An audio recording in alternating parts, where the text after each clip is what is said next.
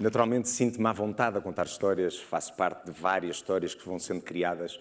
Estou habituado a criar personagens, a vivê-las intensamente. Mas hoje não venho até aqui para vos contar uma história sobre uma determinada personagem. Venho até aqui para vos falar de uma história particular, que conheço bem, uma das muitas que eu vivenciei ao longo da minha vida. Peço-vos para regressarem comigo até os anos 90. Viajar comigo até uma praia na Ericeira, viajar comigo até uma praia que se chama Foz do Lisandro, não sei se vocês conhecem. Uma praia grande, com uma energia maravilhosa, que tem um bocadinho de tudo. Tem um rio, tem rochas, tem argila, tem um mar particular, intenso, forte, vivo. Eu regresso, ou peço-vos para regressarem comigo a essa praia, porque essa praia simboliza muito na minha vida. Acordamos todos com a esperança de que hoje vai fazer sol e está sempre com uma neblina. Esperamos sempre que ela passe até ao meio-dia, acreditamos sempre que vai passar, esperamos sempre que ela passe, acreditamos sempre que isso vai acontecer. Começamos o dia assim mais ou menos, mas com a certeza de que o dia vai acabar muito bem. Os tempos eram outros nos anos 90. Não tínhamos redes sociais, menos notificações, menos barulho, dias que pareciam maiores, olhos nos olhos, atentos. Estávamos lá, de facto. Um bocadinho diferente daquilo que vivemos hoje. É assim, é o mundo, é a evolução.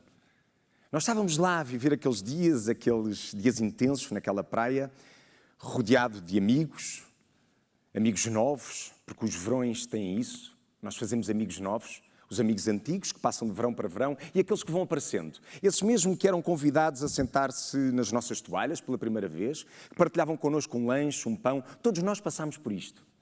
Aqueles amigos que deixavam marcas, aquelas marcas que ficam para a vida. Nós ali tínhamos um grupo bem coeso, decidíamos ali até na praia com quem iríamos dançar à noite no baile que nós fazíamos. Era um lugar giro, ali nós tínhamos liberdade.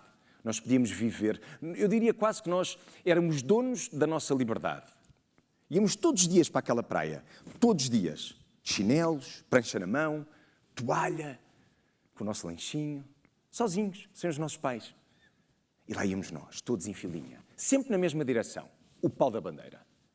Aquele ponto de referência, aquele lugar onde, digamos, toda a gente nos podia ver. Era no centro da praia, era ao lado do nadador Salvador. Trazia essa segurança. Era um ponto de encontro entre pais, filhos, gerações diferentes. Era dali que nós partíamos para o mar. Era para ali que nós regressávamos quando vinhamos do mar. Era ali que nós nos sentíamos seguros.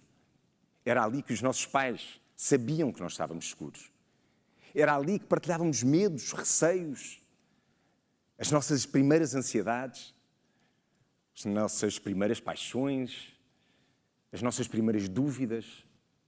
Era naquela areia, no meio daquela confusão, entre um jogo e um outro, entre uma pesca, entre uma surfada, entre uma bola de Berlim, entre areia na toalha, mergulhos naquele mar quentinho da Ericeira. Era ali que tudo acontecia.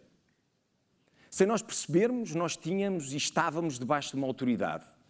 Aquele monumento tosco, diferente destas praias de hoje, mais, diria, padronizadas, aquele monumento também tinha uma personalidade. E nós, sem percebermos, ele tinha também, inerente a ele, uma autoridade. Ao mesmo tempo, era ele que nos guiava. Porque, mediante a bandeira que estava hasteada, nós sabíamos se podíamos entrar no mar de peito aberto ou se, de certa forma, teríamos que ter algumas preocupações, precauções. Sem nós percebermos, à volta daquele pau da bandeira, nós começámos a criar, a viver, a incorporar características que nos definiriam enquanto seres humanos. Falava-se sobre liberdade, respeito, saber esperar, saber olhar, saber sentir. Conceitos básicos, estruturais, que nos fazem crescer de outra maneira, que nos fazem ser de outra maneira, que nos fazem encarar a vida de outra maneira. O que é que o pau da bandeira, aquela praia na Ericeira, tem a ver com vida? Para mim tem muito, porque nós Na vida somos basicamente aquilo que o nosso passado nos proporcionou. O pau da bandeira manifestou-se na minha vida ao longo dela toda. Como? Nós todos sonhamos. Nós todos queremos chegar a algum lado. Sonhar, mas de certa forma não concretizar os nossos sonhos, faz-nos pensar que se calhar o sonho não passa de uma fantasia. Um sonho sem ação é uma fantasia. Nós todos queremos criar um rumo, um objetivo, um lugar na nossa vida. Sonhar é essencial. Mas além do sonhar, há um método para atingir esse objetivo. Há uma persistência. Há uma estrutura por detrás de cada conquista. Há trabalho, porque chegar e atingir um golo, um objetivo, um sucesso, dá muito trabalho. Eu diria que há 3 coisas importantes para nós chegarmos aos nossos objetivos. Uma, trabalho. Segunda, trabalho. A terceira, trabalho. Eu sempre tive paixão pela minha profissão. Sempre fui uma pessoa que gostei de me reinventar. Mas essa paixão pela minha profissão tem que ser continuamente alimentada. Quer dizer, na minha ótica. Alimentar esse fogo todos os dias. Arriscar, sair da zona de conforto. Querer atingir algo que nos deixa desconfortáveis. Mas por si só, isso é uma experiência significante. Sonhar exige muito que nós sejamos atrevidos. Eu tenho sido, e acredito que tenho sido atrevido ao longo da minha vida, e foi exatamente isso que aconteceu quando eu decidi arriscar e ir até ao Brasil. A minha ida para o Brasil foi completamente ocasional. Eu, de repente, apanhei um avião para ir trabalhar para uma marca brasileira em São Paulo. Já que estava lá, e tinha conhecido uma pessoa no passado que me disse: Ricardo, tu és ator, um dia quando fores ao Rio de Janeiro, liga-me. Eu quero-te levar ao Projac. Para quem não sabe, o Projac, hoje em dia se chamam Estúdios Globo, é o lugar onde a fábrica dos sonhos das novelas, das séries, diria de quase toda a criação cultural no Brasil, estava naquela altura instalada. Eu visito os estúdios da Globo, fico maravilhado com tudo o que vejo, sou impactado pela grandeza quando chego lá. Tudo era grande, tudo era gigante, tudo era o sonho. Eu visito, conheço atores. Foi provavelmente dos melhores dias da minha vida enquanto jovem profissional que batalhava para construir uma carreira. E de repente a pessoa que estava comigo diz-me: eu queria te apresentar uma pessoa, mas eu não sei se ela está aqui. Batemos à porta do escritório dessa pessoa. Essa pessoa abre a porta e fica paralisada a olhar para mim. De repente, desvia-se, olha para trás e olha para uma televisão que tem uma imagem em pause. Era eu que estava na imagem. Era eu que estava ali naquela televisão, numa cassete VHS. Ela fica completamente incrédula. Este rapaz é português, estaria em Portugal, mas está no Rio de Janeiro à minha frente. A cassete estava lá porque 2 anos antes a Globo tinha decidido fazer um casting a atores portugueses e eu tinha enviado o meu material, tinha ficado nos finalistas, mas qual é a probabilidade, de facto, disto acontecer? O que acontece é que semanas mais tarde eu fui escolhido para fazer essa novela. Ironia da vida. A novela chamava-se Como uma Onda. Eu sou escolhido, volto ao Brasil e quando chego ao Brasil sou impactado com outra notícia. Olhe, eu quero lhe informar que o senhor vai ser protagonista da novela e é a primeira vez que um ator estrangeiro vai fazer o protagonista de uma novela.